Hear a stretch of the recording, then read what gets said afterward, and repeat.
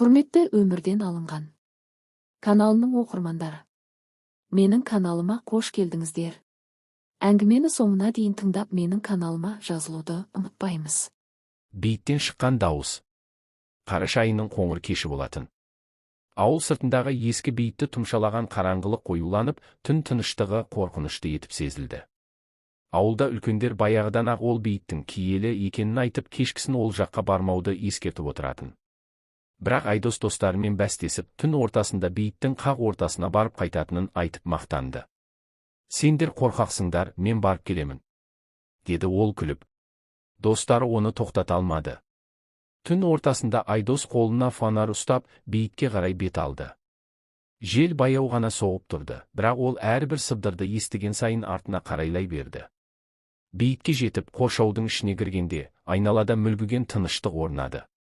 Аяқ астындағы жапырақтардың сықырлағаны ғана естіліп тұр. Ол еркінсіп: «Міне, көрдіңдер ме, бұл жерде ештеңе жоқ», деп өзіне өзі күбірледі. Кенет құлағына әлдебір баяу күбірлеген дауыс естілді. Айдос бір орнында қатып қалды. Дауыстың қайдан шыққанын анықтай алмады. «Кет! Бұл жерден кет», деді сол дауыс. Айдос қорыққаннан шегіншектеп, артындағы бейіт тастарға сүрініп құлады. Айналасына қарады, бірақ ешкім жоқ. Фонарын қайта жағып, алға қарай жылжыды. Бірақ сол сәтте жер астынан әлдекімнің жылаған даусы естілді. «Мен мұнда жалғыз қалдым, неге келдің?» деген сыбыр құлағына анық жетті. Айдос орнынан тұра алмай, жүрегі атқақтап, тынысы тарылып, жан-жағына алақтап қарай берді. Сол кезде алдындағы бейіттің тасынан ақырын қозғалыс байқалды. Ол көзін уқалап, қайта қарады. Бейіт тасынан ақ шұбатылған бірдеңе көтеріліп келе жатты. «Бұл сен емес пе?» деді әлгі дауыс енді анық естіліп. Айдос бар даусымен айқайлап, орнынан атып тұрды да ауылға қарай жүгірді. Бірақ бейіттің ішінен шыққан күлкі оның артынан қуып келе жатқандай болды. Ауылға жеткенде ол есігі ашық тұрған үйіне жүгіріп кіріп демін әрең басты. Достары оның жүзіне қарап, сұп-сұр болып кеткенін көріп, ештеңе сұрамады. Содан бері Айдос бейіт жаққа жоламақ түгілі, қараңғы түсе сыртқа шығуға да батылы бармайтын.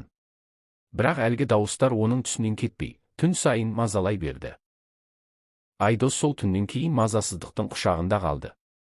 Түн сайын түсінде бейіттен шыққан жылаған дауыспен әлгі «бұл сен емес пе» деген үрейлі сөздер қайталанып тұратын. Ол күндіз өзін қалыпты ұстап жүргенімен, түн жақындаған сайын жүрегі бір түрлі сыздай бастайтын. Бір күні көрші ауылдан келген үлкен молдаға Айдос болған жайтты айтуға шешім қабылдады. Әкесінен рұқсат сұрап, молданы үйге шақырды. Ол ер адамның айтқанын мұқият тыңдап, ұзақ ойланды. «Балам, бұл жай ғана елес емес. Сен әлдебір мазасыз рухтың орнын бұзғансың. Оның жалғыз қалғаны жанына батса керек. Оған дұға оқып, тыныштық тілеп, бейітке барып кешірім сұрауың керек», деді молда. Айдос бастапқыда бұл ұсыныстан шошып кетті. Бірақ күн өткен сайын әлгі дауыс күшейе түсті. Ол бұл жолы өзімен бірге молданы ертіп, бейітке баруға бел буды. Түннің бір уағында екеуі бейітке жақындады. Айдостың жүрегі дүрсілдеп, қолдары дірілдеп, әрбір сыбдырды естіген сайын шошып тұрды. Молда дұға оқып, бейіттің ішіне кірді. Сол сәтте тағы да әлгі дауыс пайда болды. «Кет! Бұл жерден кет!» Дауыстың салқын ызғары екеуінің де жанын түршіктірді. Молда дұғасын күшейтіп, жерге шырақ жағып қойды. Бірақ кенет жел күшейіп, әлгі шырақ сөнді. Айдос қорқынышын жеңіп, дірілдеген дауыспен: «Кешіріңдер мені. Мен сендердің тыныштығыңды бұзғым келмеген», деді. Сол сәтте бейіттің ортасынан әлдебір қара көлеңке көтерілді. Бұл жолы ол анық сөйлеп: «Жанымды жалғыз қалдырмаңдар, мен мұнда әлі жатырмын», деп сыбырлады. Айдос сұп-сұр болып молдаға қарай жүгірді. Молда дұғасын тоқтатпай, шырағын қайта жағып, бейіттің айналасын аунатып оқып шықты. Көлеңке ақырындап жоғалып, дауыс бәсеңдеп, бейіттің ішін тағы да тыныштық басты.